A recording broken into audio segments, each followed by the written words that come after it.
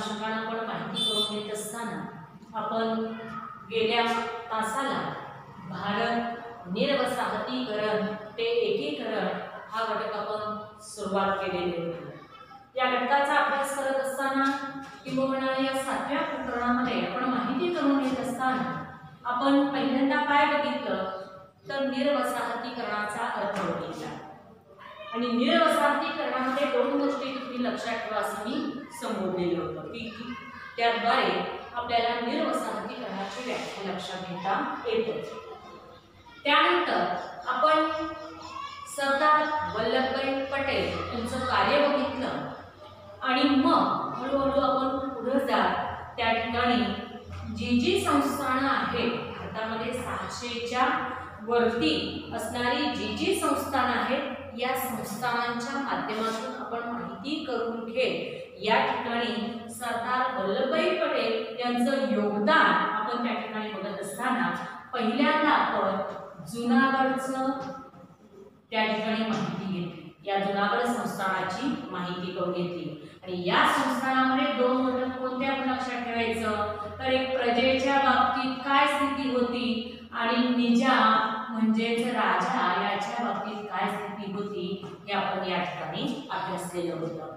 यानंतर आता आपण गेल्या तासाला बघितलेलं होतं ते म्हणजे हैदराबाद संस्थान। याबाबत महत्त्वपूर्ण माहिती भारतासारख्या देशामध्ये सर्वात मोठं संस्थान म्हणून जे आहे ते म्हणजे हैदराबाद संस्थान। याबाबत परिषदेची स्थापना असेल याच्यामध्ये तेलंगण असेल कर्नाटक असेल आणि मराठवाडा असेल या दृष्टिकोनातून आपण माहिती करून घेतली। स्वामी रामानंद तीर्थ यांच्याबाबत आपण माहिती करून घेत असताना एक मुक्ती संग्रामाचे शिल्पकार म्हणून जे ओळखले जातात ते म्हणजे स्वामी रामानंद तीर्थ। हैदराबाद संस्थेमध्ये एक जनतेचं स्वातंत्र्य आंदोलन ज्यांच्या नेतृत्वाखाली झालं ते म्हणजे स्वामी रामानंद तीर्थ। एवढंच नव्हे तर यांचा जन्म ज्यादा माहितीसाठी मी सांगितलेलं होतं 1903 मध्ये पिंपरगा या ठिकाणी त्यांचा जन्म झाला आणि त्याचबरोबर हे राष्ट्रीय शिक्षणाच्या माध्यमातून देशसेवेला स्वतःहून वाहून घेतलं आणि त्यांनी देखील या हैदराबाद संस्थानामध्ये त्यांची भूमिका जी होती ती अतिशय वाखाणण्याजोगी होती हे आपण त्या ठिकाणी समजून घेतलेलं होतं। त्यानंतर रजाकार संघटना की ज्यामध्ये प्रजा ही भारताच्या बाजूने होती आणि त्याचबरोबर निजाम जो होता तो पाकिस्तानच्या बाजूने होता। मग यामध्ये या निजामाला पाठिंबा त्या ठिकाणी देणारा म्हणजे कासिम रजवी होता। या कासिम रजवीनं या रजाकार संघटनेची स्थापना केलेली होती हेही आपण बघितलं। त्यानंतर विलिनीकरणाचा प्रश्न बघितला आणि त्यानंतर आपण काश्मीर समस्या बघितली।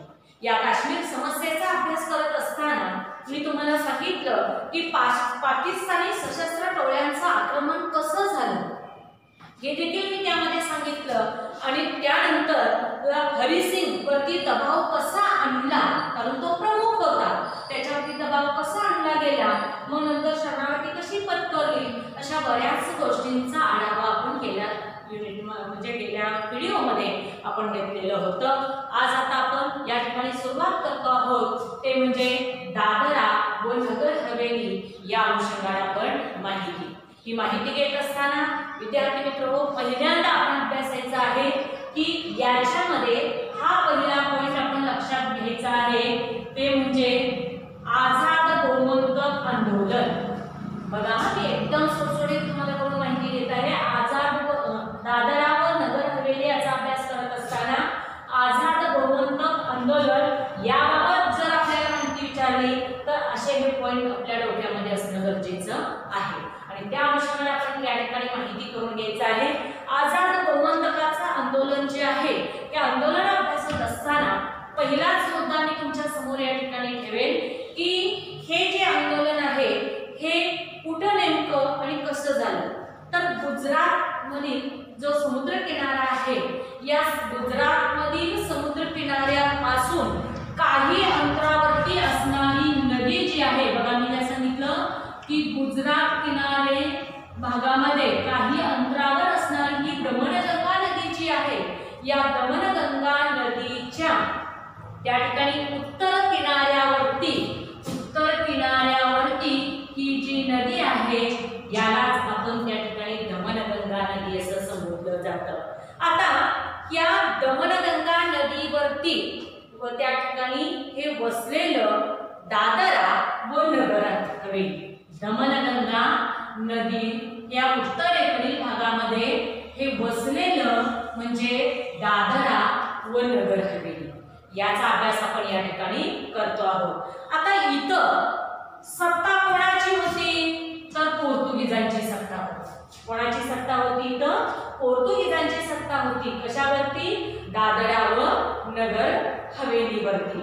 एवढंच नव्हे, भारताला स्वातंत्र्य मिळालं आणि भारताला स्वातंत्र्य मिळाल्यानंतर हा भाग खऱ्या अर्थानं भारताकडे सोपविणं गरजेचं होतं. कोण? पोर्तुगीज. कारण कोणाची सत्ता होती? पोर्तुगीजांची सत्ता होती. पण त्यांनी या भारताला स्वातंत्र्य मिळाल्यानंतर सुद्धा ते भारतीयांच्याकडे सोपवलं नाही. आता हे देणं अपेक्षित होतं का? कारण हे पोर्तुगीजांची सत्ता होती, भारताला स्वातंत्र्य मिळालं, ते तिथनं जाणं अपेक्षित होते, पण ते गेले नाही. हाही भाग आपण डोक्यात ठेवलं पाहिजे. एवढंच नव्हे तर हे स्वातंत्र्य त्या ठिकाणी जे आहे या दादरा व नगर हवेली हे आपल्याकडे येणं गरजेचं होतं. हे न आल्यामुळं इथं स्वातंत्र्य लढा त्या ठिकाणी तीव्र बनलेला होता. कारण जनता उभारून त्या ठिकाणी उठली आणि इथं त्या ठिकाणी जनतेने आपला लढा तीव्र केला आणि त्यानंतर या ठिकाणी United front of Goans and Azad Gomantak दल. बघा, United front of Goans and Azad Gomantak दल हे दोन आहे. बघा, हे पहिलं युनायटेड फ्रंट ऑफ गोवन्स, दुसरं आझाद गोमंतक दल. हे दोन जे होते या दोन्ही म्हणजेच या पोर्तुगीजांच्या विरुद्ध मोहीम म्हणजे आखण्याचं काम या दोन्ही दलाच्या माध्यमातून त्या ठिकाणी झालेलं होतं. आणि मग त्या ठिकाणी पण हे का झालं हे पण आपल्याला लक्षात घेतलं पाहिजे. एखादी संघटना ज्यावेळी उभी राहते, त्या एखादी चळवळ जेव्हा निर्माण होते तेव्हा त्याच्या पाठीमागचा उद्देश काय आहे हे पण आपण लक्षात घेतलं पाहिजे. तसं युनायटेड फ्रंट ऑफ गोवन्स आणि आझाद गोमंतक दल हे का निर्माण झालं तर याच्या पाठीमागचं कारण होतं की पोर्तुगीज जे आहे यांच्याकडे जी सत्ता होती कशावरती? दादरा व नगर हवेलीवरती. ही सत्ता त्या ठिकाणी या पोर्तुगीजांच्या माध्यमातून मुक्त झाली, आपण मुक्त झालं पाहिजे, हा याचा त्या ठिकाणी उद्देश होता. आणि म्हणून या ठिकाणी हे स्वातंत्र्य न मिळाल्यामुळे एकतर जनता तीव्र लढा उभा केलेली होती आणि त्यातून हे दोन त्या ठिकाणी निर्माण झालेले दल होते. एवढंच नव्हे, 1954 मध्ये त्या ठिकाणी फ्रान्सिस मस्कार्निस 1954 मध्ये फ्रान्सिस मस्कार्निस हा आणि दुसरा म्हणजे सरदेसाई हे दोघं जे होते यांनी काय केलं की प्रामुख्यानं या आझाद गोमंतक म्हणजे आपण हा भाग या ठिकाणी अभ्यासत आहोत. या आझाद गोमंतक आंदोलनाच्या माध्यमातून त्या ठिकाणी नगर हवेलीचा जो काही प्रदेश होता हा प्रदेश त्या ठिकाणी ताब्यात घेतला. कधी? 1954 ला. कशाच्या माध्यमातून? त्या ठिकाणी फ्रान्सिस मस्कार्निस आणि सरदेसाई यांनी केलेल्या त्या ठिकाणी या प्रखर आंदोलनाच्या माध्यमातून हा नगर हवेलीचा जो भाग आहे हा भाग ताब्यात घेण्याचं काम त्या ठिकाणी केलेलं होतं. आणि त्यानंतर या युनायटेड फ्रंट ऑफ गोवन्स न दादरा आणि नगर हवेलीवरती नियंत्रण प्रस्थापित करण्याचं काम केलेलं होतं. हे आपण विसरून चालणार नाही. पुन्हा लक्ष द्या. मी तुम्हाला या ठिकाणी सांगेन, दादरा व नगर हवेली हा भाग आपण पाहतो आहोत. हा भाग पाहत असतानाच्यावरती कोणताही प्रश्न जर आपल्याला आला तरी त्या ठिकाणी आपल्याला ठराविक पॉइंट्स आपल्या डोक्यामध्ये असणं गरजेचं आहे. पहिल्यांदा हे ठिकाण सांगा की गुजरात किनाऱ्यावरील दमणगंगा नदीच्या उत्तरेकडील भागावरती असणारं म्हणजे दादरा आणि नगर हवेली. इथं सत्ता होती ती म्हणजे पोर्तुगीजांची सत्ता होती. एकतर भारताला स्वातंत्र्य मिळाल्यानंतर ते आपलं होणं गरजेचं होतं पण ते तसं झालेलं नव्हतं. त्या विरुद्ध तीव्र लढा उभा केलेला होता आणि त्यावेळी खऱ्या अर्थानं या आझाद गोमंतक आंदोलनाच्या माध्यमातून युनायटेड फ्रंट ऑफ गोवन्स आणि आझाद गोमंतक दल या दोघांच्या माध्यमातून कार्य सुरू झालेलं होतं. निश्चितच 1954 मध्ये फ्रान्सिस मस्कार्निस आणि सरदेसाई हे आंदोलनाच्या माध्यमातून काम केलं आणि त्याला त्या ठिकाणी प्रामुख्यानं काय मिळालं, या प्रदेशाचा ताबा मिळाला. आणि त्यानंतर या गोवन्सनं म्हणजे युनायटेड फ्रंट ऑफ गोवन्स यानं या संपूर्ण या प्रदेशावरती नियंत्रण प्रस्थापित करण्याचं काम केलेलं होतं. हे आपल्याला दादरा व नगर हवेलीच्या माध्यमातून सांगता येतं. आता मी थोडंसं या ठिकाणी पुढे जाते. मग यामध्येच पहिला पॉइंट आपण म्हणून हा बघितला. आता दुसरा पॉइंट आपल्याला याच्यामध्ये सांगायचा आहे की पोर्तुगीजांची शरणागती कशी निर्माण झाली, ती एकंदरीत स्थिती कशी झाली याचाही आढावा आपण या ठिकाणी घेतो आहोत. तर सगळ्यात महत्त्वाचं म्हणजे आझाद गोमंतक परिषद. आता आझाद गोमंतक परिषद यामध्ये राष्ट्रवादी सेनानी काय केलं की प्रामुख्यानं नरोली, पिंपरिया आणि सिल्व्हासा, बघा काय सांगते, आझाद गोमंतक परिषदेच्या माध्यमातून राष्ट्रवादी सेनानी नरोली, पिंपरिया आणि सिल्व्हासा या भागावरती आपला पहिल्यांदा ताबा घेतला. कोणाकोणावरती ताबा घेतला हे आपल्याला माहिती पाहिजे, कारण जे संकल्पना चित्र आपल्याला विचारलं जातं त्या संकल्पना चित्रामध्ये या एक गोष्ट तुम्हाला दिली जाईल आणि दोन शब्द आपल्याला त्या ठिकाणी लिहावे लागतात. त्यामध्ये हे आपण लक्षात ठेवलं पाहिजे. एवढंच नव्हे, या पोर्तुगीजांच्या माध्यमातून जर बघितली अनेक पोलीस ठाणी जी होती, अनेक कार्यालये जी होती, यावरती सुद्धा त्या ठिकाणी हल्ला केला गेला. एवढंच नव्हे, जनतेचं इतका तीव्र लढा ज्याला आपण प्रक्षोभ असं म्हणतो ते त्या ठिकाणी लक्षात आलं आणि मग त्यावेळी या पोर्तुगीजांचा जो कॅप्टन होता तो फिडाल्गो यानं काय केलं, माघार घेतली म्हणजे शरण आला. आणि एवढंच नव्हे तर या कॅप्टन फिडाल्गो हा शरण आला म्हणजेच या पोर्तुगीजांचं असणारं सैन्य जे आहे ते त्या ठिकाणी काय केलं गेलं, माघार घेतलं गेलं. केंद्र सरकारनं बदलाणी हा अधिकारी जो होता, या बदलाणी अधिकाऱ्याच्या माध्यमातून त्या ठिकाणी प्रशासन चालवण्यासाठी, आता प्रशासन म्हणजे ऍडमिनिस्ट्रेशन जर व्यवस्थित चालवायचं असेल, सुरळीतपणे चालवायचं असेल तर निश्चितपणे त्या ठिकाणी काहीतरी केलं पाहिजे. मग केंद्र सरकारने ते त्या ठिकाणी हाती घेतलं आणि त्याचबरोबर त्या ठिकाणी भारत पोर्तुगीज हा एक करार झाला आणि तो कधी झालेला होता, 1954 ला झालेला होता. भारत आणि पोर्तुगीज यांच्यामध्ये करार झाला 1954 ला. 2 ऑगस्ट हा दिवस होता, म्हणजे 2 ऑगस्ट 1954 ला म्हणजे हा जो प्रदेश आहे दादरा व नगर हवेली हा प्रदेश आहे, हा प्रदेश त्या ठिकाणी ताब्यात घेतला गेला, कायद्यानुसार भारतात विलीन झालं आणि मग त्याला केंद्र शासित दर्जा प्राप्त झाला. अशा पद्धतीनं आपल्याला या ठिकाणी ही माहिती घेता येतं. निश्चितपणे हा जेव्हा लढा सुरू होता या लढ्यामध्ये अनेक व्यक्तींचं योगदान होतं, महत्त्वपूर्ण कार्य होतं. यामध्ये विश्वनाथ लवंदे, वाकणकर, सुधीर फडके, काजळेकर, निमये, वांझले असे अनेक लोक होते की ज्यांचं महत्त्वपूर्ण योगदान हे त्या ठिकाणी या घटकामध्ये आपल्याला सांगता येतं. आता ही नावं कशासाठी लक्षात ठेवायची, पुन्हा एकदा सांगते, संकल्पना चित्र जे आपल्याला विचारलं जातं आणि त्या संकल्पने मध्ये आपल्याला जे शब्द त्या ठिकाणी मांडावे लागतात त्या अनुषंगानं आपल्याला हे अतिशय महत्त्वाचं आहे. तर आता तुम्हाला एवढा भाग लक्षात आला असेल, दादरा व नगर हवेली यामध्ये 2 टप्पे तुम्ही त्या ठिकाणी लक्षात घेतलेले आहे आणि त्या अनुषंगाने आपण माहिती घेतलेली आहोत. आता यानंतर आपण थोडंसं पुढचा भाग या ठिकाणी पाहूया, ते म्हणजे गोवा आणि तदनंतर पुदुच्चेरी हा 2 भाग आपण या ठिकाणी अभ्यासायचा आहे. आताच मगाशी मी तुम्हाला सांगितलं की प्रामुख्यानं या संस्थानांच्या माध्यमातून नेमकी स्थिती कशी होती, म्हणजेच दादरा आणि नगर हवेली याबाबत आपण या ठिकाणी माहिती करून घेतली. आता मी तुम्हाला सांगणार आहे ते म्हणजे गोवा या संदर्भामध्ये.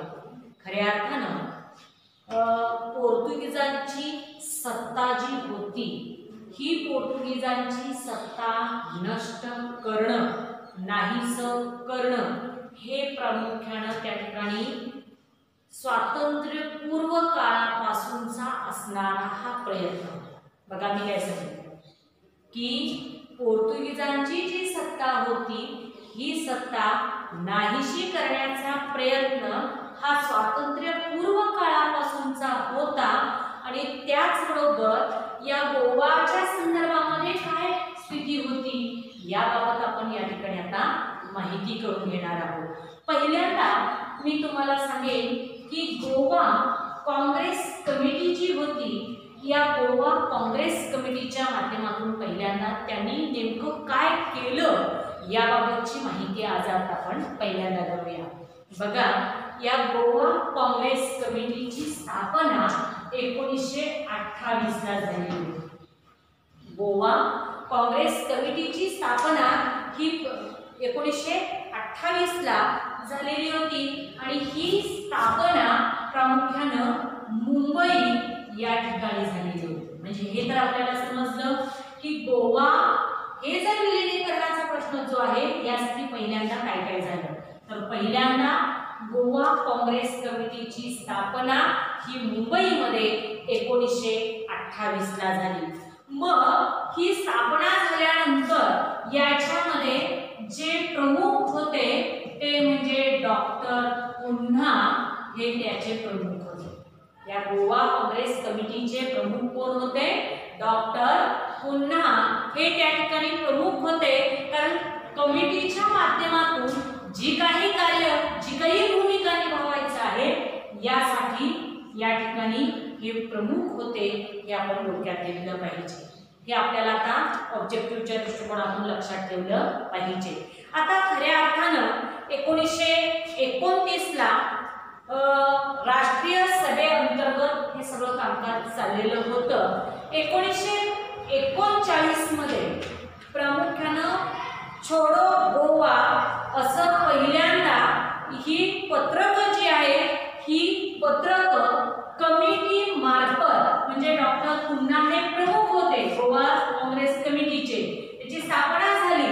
यानंतर प्रामुख्यानं जेव्हा पत्रकं काढली गेली, माहिती दिलं गेलं, तेव्हा तो काळ होता 1939 चा काळ होता. आणि त्यावेळी जी पत्रकं कमिटी मार्फत काढली गेली ती या संपूर्ण गोव्यामध्ये त्या ठिकाणी लावली गेली होती. यामध्ये प्रामुख्यानं छोडो गोवा या संदर्भाची ही पत्रकं होती आणि ही पत्रकं संपूर्ण गोव्यामध्ये त्या ठिकाणी लावली गेली हे आपल्याला समजतं. एवढंच नव्हे, या संयुक्त आघाडीचे अध्यक्ष फ्रान्सिस मस्कान्युस हे जे होते यांनी पहिल्यांदा भारतीय राष्ट्रध्वज त्या ठिकाणी फडकवलेलं होतं. जसं की मी दादर नगर हवेलीच्या माध्यमातून माहिती तुम्हाला सांगितली की ज्यांनी ज्या दोन दलाच्या माध्यमातून काम केलेलं होतं, पुढाकार घेतलेला होता, त्यांनी या ठिकाणी इथं सुद्धा या भूमिकेमध्ये सहभागी झाले आणि त्यांनी संयुक्त राष्ट्राचे अध्यक्ष म्हणून होते ते फ्रान्सिस मस्कान्युस यांनी या भारतीय राष्ट्रध्वज त्यांनी फडकविला. म्हणजे गोवा काँग्रेस कमिटीचं काम कसं होतं हे आपल्याला माहिती असणं गरजेचं आहे. आता आपल्याला काय लक्षात ठेवायचं आहे? हे सगळं काही मी तुम्हाला सांगितलं, पण आपल्याला लक्षात ठेवायचं आहे गोवा काँग्रेस कमिटी केव्हा स्थापन झाली? 1928 ला. कुठं स्थापन झाली? मुंबई. याचे प्रमुख कोण होते? डॉक्टर पुन्हा होते. या कमिटीच्या माध्यमातून काय काम झालं? तर एक पत्रक त्या ठिकाणी लावलं गेलं. काय म्हणून? तर छोडो गोवा. कधी लावलं गेलं? 1939 ला. या बाबतीत ठेवली तर पुरेशी आहे। आणि शेवटी मी तुम्हाला सांगितलं की यामध्ये फ्रान्सिस मस्कार्निस यांनी भारतीय राष्ट्रध्वज त्या ठिकाणी फडकवलेला होता। बस आपल्याला एवढंच लक्षात ठेवायचं आहे। यानंतर मी तुम्हाला सांगणार आहे डॉक्टर राम मनोहर लोहिया यांच्या बाबतीत या गोव्याच्या दृष्टिकोनातून असणारी भूमिका काय होती याचा अभ्यास आपण या ठिकाणी करायचा आहे। बघा, या राम मनोहर लोहिया यांच्या नेतृत्वाखाली इसवी सन 1946 मध्ये, कधी 1946 मध्ये अतिशय महत्त्वपूर्ण कार्याला सुरुवात झाली आणि यांनी या गोवा मुक्तीसाठी प्रामुख्याने सविनय कायदेभंग आंदोलन सुरू केलेलं होतं। कोणतं आंदोलन सुरू केलेलं होतं? सविनय कायदेभंग आंदोलन जे होतं हे आंदोलन त्यांनी सुरू केलेलं होतं। कोण? डॉक्टर राम मनोहर लोहिया यांनी 1946 ला जे त्या ठिकाणी आंदोलन सुरू केलं ते म्हणजे सविनय कायदेभंग आंदोलन। आता हे आंदोलन जे होतं हे 1946 ला झालं आणि मग हे आंदोलन केल्यामुळं त्या ठिकाणी ते गप्प बसले असतील का सरकार? नाही, लोहियांना हे आंदोलन केल्यामुळं त्यांना हद्दपार केलं आणि मग कुठून? गोव्यातून। जेव्हा यांनी हे आंदोलन केलं की सविनय कायदेभंग आंदोलन 1946 ला, तेव्हा या राम मनोहर लोहियांना या गोव्यातून त्या ठिकाणी काय केलं? बाहेर काढलं, हद्दपार केलं आणि मग त्यानंतर मडगाव येथील सत्याग्रहामध्ये भाग घेतलेले होते ते म्हणजे डॉक्टर पुन्हा आणि त्याचबरोबर काकोडकर असे अनेक कार्यकर्ते देखील त्या ठिकाणी होते। काकोडकर, डॉक्टर पुन्हा हे जे काही कार्यकर्ते होते यांना देखील पकडलं सरकारनं आणि त्यांना देखील तुरुंगवास झालेला होता। एवढंच नव्हे विद्यार्थी मित्र हो, जवळजवळ या पोर्तुगालमध्ये 8 वर्ष तुरुंगवास आणि त्या ठिकाणी शिक्षा ही डॉक्टर पुन्हांना आणि त्याचबरोबर काकोडकरांना झालेली होती। जेव्हा 8 वर्ष झाली या पोर्तुगालमध्ये त्यांना त्या ठिकाणी काय झालं की या तुरुंगामध्ये शिक्षा भोगल्यानंतर 8 वर्षांनंतर ते पुन्हा आणि काकोडकर पुन्हा त्या ठिकाणी पुन्हा आले, भारतात परतले आणि भारतात परतल्यानंतर पुन्हा ते गप्प बसले नाही। एवढी शिक्षा झालेली आहे म्हणून ते थंड बसले नाही, गप्प बसले नाही। पुन्हा त्यांनी मुंबईमध्ये आझाद गोवा आणि स्वतंत्र गोवा, बघा आझाद गोवा आणि स्वतंत्र गोवा ही वृत्तपत्र त्यांनी सुरू केली। आता ही वृत्तपत्र सुरू करण्याचं काम काय होतं? वृत्तपत्र म्हणजे प्रसार माध्यम आहे की ज्याद्वारे आपण जनतेपर्यंत माहिती पोहोचवू शकतो, माहिती देऊ शकतो आणि त्यामुळं त्या वृत्तपत्राद्वारे आझाद गोवा म्हणजे या गोव्याची असणारी इत्थंभूत माहिती आपण जनतेपर्यंत पोहोचवू शकू हा त्यांचा मानस होता। आणि म्हणून या ठिकाणी आझाद गोवा आणि स्वतंत्र गोवा अशा पद्धतीने ही वृत्तपत्र सुरू झाली हे आपल्याला राम मनोहर लोहिया यांच्या माध्यमातून या माहितीमध्ये सांगता येतं। यानंतर या ठिकाणी गोवा विमोचन समिती त्या ठिकाणी सहाय्यक समिती एक तयार केली गेली। आता हे कशासाठी होतं तर स्वतंत्र भारतानंतर या महाराष्ट्रातील चळवळीचा एक भाग या गोव्याच्या मुक्ती लढ्याच्या माध्यमातून या समितीचं कार्य हे अत्यंत महत्त्वपूर्ण होतं हे देखील आपल्याला विसरून चालणार नाही। आणि मग याच्यामध्ये या समितीची जी स्थापना आहे ती 1954 मध्ये झालेली होती। या समितीची स्थापना कधी झालेली होती? या गोवा विमोचन सहाय्यक समितीची स्थापना 1954 मध्ये पुणे या ठिकाणी झालेली होती। यामध्ये केशवराव जेके असतील, त्याचबरोबर टिळक असतील असे अनेक नेते या गोवा विमोचन समितीच्या माध्यमातून कार्यरत होते, काम करत होते। एवढंच नव्हे, नानासाहेब गोळे, सेनापती बापट अशा अनेक नेत्यांच्या माध्यमातून गोव्यामध्ये सत्याग्रह त्या ठिकाणी केला जात होता।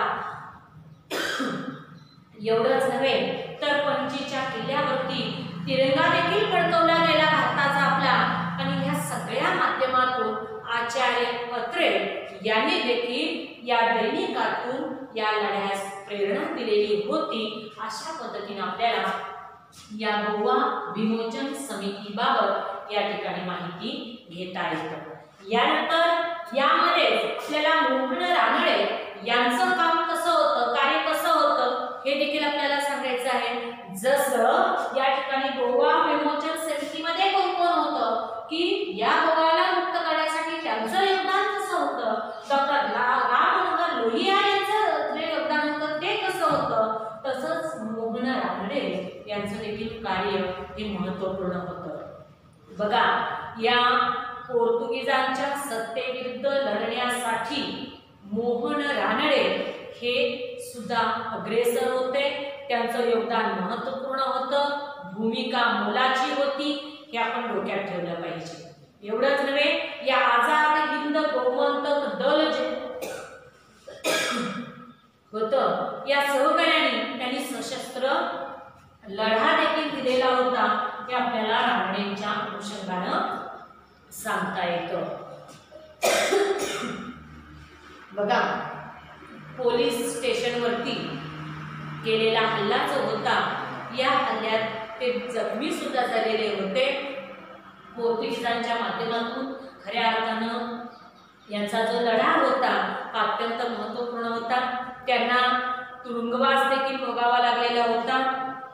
जवळजवळ 1942 पर्यंत यांनी तुरुंगवास भोगलेला होता, हाही उल्लेख आपल्याला त्याच्यामध्ये आढळतो। आता हे गोवा विमोचन समिती जी होती, या समितीच्या माध्यमातून जे जे कार्यकर्ते होते त्याच्यामध्ये कोणाकोणाचा समावेश होता की जे पुन्हा मी तुम्हाला आठवण करून देते। आपल्याला संकल्पना चित्र हे नेमकंच एक असं आपल्याला सांगता येत नाही। हे जे काही युनिटच्या अनुषंगाने सब युनिटच्या माध्यमातून जे जे मध्ये माहिती येते त्याच्यावरती कुठलंही आपल्याला विचारलं जाऊ शकतं। तर याच्यामध्ये सहाय्यक समितीचे कार्यकर्ते कोण होते, गोवा विमोचन सहाय्यक समिती, तर हे आपल्याला संकल्पना चित्राच्या आधारे आपल्याला ते सांगता आलं पाहिजे। मग याच्यामध्ये मगाशीच मी तुम्हाला त्या ठिकाणी सांगितलं की प्रामुख्याने जेथे होते, गोरे होते, रानडे होते। तर अशा पद्धतीनं हे आपल्याला केशवराव जेथे, गोरे, मोहन रानडे, जयंतराव टिळक, सेनापती बापट, लिमये, जोशी अशा व्यक्तींचा उल्लेख आपल्याला तिथं येतो आणि ती माहिती आपण चौकटीमध्ये लिहायची आहे। आता यानंतर मी तुम्हाला त्या ठिकाणी सांगणार आहे ते म्हणजे गोवा मुक्ती। या पॉइंटकडे आपण वळतो आहोत। तर गोवा मुक्ती हा जो लढा होता मुळानं, हा लढा अतिशय तीव्र होता। एवढंच नव्हे, लोकभावनेची दखल घेऊन पंडित नेहरूंनी प्रामुख्यानं ऑपरेशन विजय, कुणी पंडित नेहरूंनी ऑपरेशन विजय हे जे आहे ही लष्करी मोहीम राबवलेली होती। ऑपरेशन विजय ही काय आहे हे लक्षात ठेवा, लष्करी मोहीम आहे। ही कुणी राबवलेली होती, पंडित नेहरू यांनी राबवलेली होती गोवा मुक्ती लढ्याच्या संदर्भामध्ये। आता तुम्ही म्हणाल ऑपरेशन विजय असं का नाव ठेवलेलं असेल, तर हे वळानो एक सांकेतिक नाव होतं की ज्या नावानं भारतीय सत्य उतरलेलं होतं, म्हणून ते सांकेतिक दिलं गेलेलं नाव होतं। बघा, स्थानिक जनता देखील त्याला साथ दिली या कार्याला, आणि पोर्तुगीजांनी जी जी माहिती ही भूसुरुंग जे होतं, या भूसुरुंगाबद्दलची जी काही पोर्तुगीजांनी पेरलेली माहिती होती, ही माहिती स्थानिक जनतेला माहिती होणं गरजेचं होतं। आणि म्हणून त्या ठिकाणी ही माहिती दिली गेली, आणि जेव्हा ही माहिती दिली गेली अर्थातच त्यावेळी त्यांना शरण यावं लागलं। कोणाला? पोर्तुगीजांना शरण यावं लागलं। आणि तो दिवस होता 19 डिसेंबर 1961 ला। खऱ्या अर्थानं हे गोवा कशामध्ये भारतीय संघराज्यामध्ये विलीन झालं. कशामध्ये विलीन झालं? भारतीय संघराज्यामध्ये विलीन झालं. आता हे आपण गोव्या संदर्भामध्ये माहिती घेतली. आता मी थोडंसं पुढे जाणार आहे. शेवटचा टप्पा या युनिटच्या अनुषंगाने आपण अभ्यासलो आहोत ते म्हणजे पदुच्चेरी. पदुच्चेरीला दुसरा शब्द आहे पॉंडिचेरी. आता या पदुच्चेरीच्या माध्यमातून माहिती करून घेत असताना भारत स्वतंत्र झाला आणि भारत स्वतंत्र झाल्यानंतर खऱ्या अर्थानं फ्रेंचांच्या ताब्यात होतं ते म्हणजे पॉंडिचेरी. कोणाच्या ताब्यात होतं ते? त्या ठिकाणी फ्रेंचांच्या ताब्यात होतं आणि खऱ्या अर्थानं हे पदुच्चेरी ब्रिटिश गेले की हे पण जातील असं त्या ठिकाणी भारतीयांना हळूहळू वाटत होतं. मग या फ्रेंच वसाहती ज्या होत्या, या फ्रेंच वसाहती नेमकं कुठं कुठं त्या ठिकाणी होत्या याबाबत आपल्याला अशी संकल्पना चित्र त्या ठिकाणी विचारलं जातात आणि त्या अनुषंगाने आपण आता हे लक्षात ठेवायचं आहे. तर कुठं कुठं? तर माहे या ठिकाणी वसाहती कुठं कुठं होत्या बघा. माहे या ठिकाणी वसाहत होती. त्यानंतर दुसरी वसाहत म्हणजे चंद्रनगर या ठिकाणी देखील वसाहत होती. हे देखील आपण लक्षात ठेवलं पाहिजे. त्याचबरोबर कारिकल या ठिकाणी ही वसाहत होती. कारिकल, यानम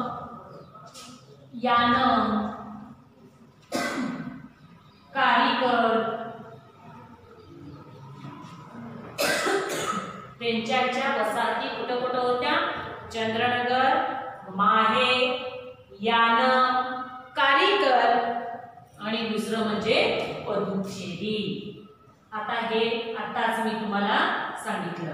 म्हणजे पदुच्चेरी हे कोणाच्या ताब्यात होतं? फ्रेंचांच्या ताब्यात होतं. म्हणजे फ्रेंचांच्या वसाहती कुठं कुठं होत्या हे आपण या संकल्पना चित्राच्या आधारे आपण लक्षात ठेवायचं आहे. आता यानंतर मी तुम्हाला सांगणार आहे बघा, जरी हे असलं तरी पदुच्चेरी हे एकमेकांशी निगडीत मात्र नव्हतं. हा प्रदेश एकमेकांशी निगडीत नव्हतं. आता यामध्ये स्थानिकांचा लढा कसा होता हा दुसरा पॉईंट आपण याच्यामध्ये अभ्यासूया. आणि या स्थानिकांच्या लढ्याबाबत आपल्याला सांगता येईल की फ्रेंच वसाहती ही स्वतंत्र होणं हे अपेक्षित होतं. कधी? भारताला स्वातंत्र्य मिळाल्यानंतर या फ्रेंचांच्या वसाहती देखील स्वतंत्र होणं हे त्या ठिकाणी गरजेचं होतं. पण फ्रेंचांनी हा प्रदेश मात्र सोडायला नकार दिला आणि जेव्हा फ्रेंचांनी हे जे भाग आहे हे सोडायला नकार दिला तेव्हा तिथं असंतोष निर्माण झाला आणि असंतोष निर्माण झाल्यामुळं या पदुच्चेरीमध्ये असणारे जे कामगार होते या कामगारांच्या माध्यमातून त्या ठिकाणी जे कामगारांच्या माध्यमातून फी सुबैया यांच्या नेतृत्वाखाली जनता एकत्रित झाली, संघटित झाली आणि मग या जनतेचं आंदोलन असेल, वसाहत असेल, हे सगळं भारतामध्ये समावेश करण्याची मागणी ही त्या ठिकाणी फ्रेंच सरकारनं हे दाखवली. खऱ्या अर्थानं अनेक वाटाघाटी झाल्या, अनेक आंदोलनं झाली.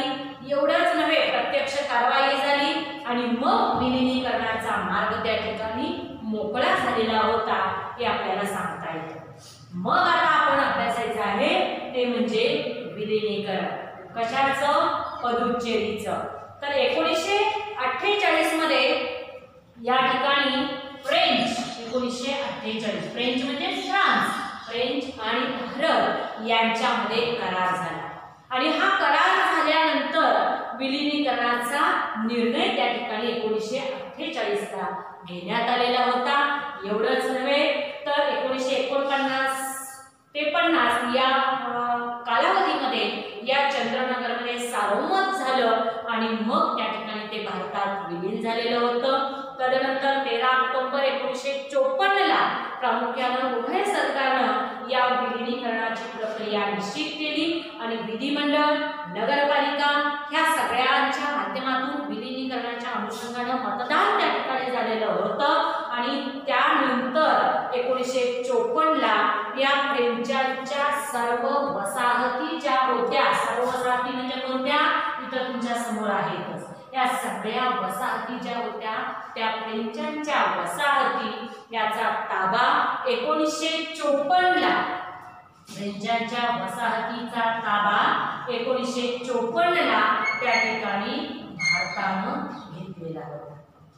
हे आपल्याला लक्षात आलं पाहिजे. म्हणजे भारतात या वसाहतींचा ताबा कधी मिळाला फ्रेंचांच्या वसाहतीचा, तर 1954 ला मिळाला. हे आपण लक्षात घेतलं पाहिजे. तर अशा पद्धतीनं नंतर 1954 ला ताबा मिळाला, पण त्यानंतर थोडा कालावधी पुन्हा गेला आणि 1963 मध्ये प्रामुख्यानं केंद्रशासित दर्जा जो आहे तो या भारतीय संघराज्यामध्ये या प्रदेशाचा दर्जा जो केंद्रशासित दर्जा आहे तो 1963 ला मिळालेला होता.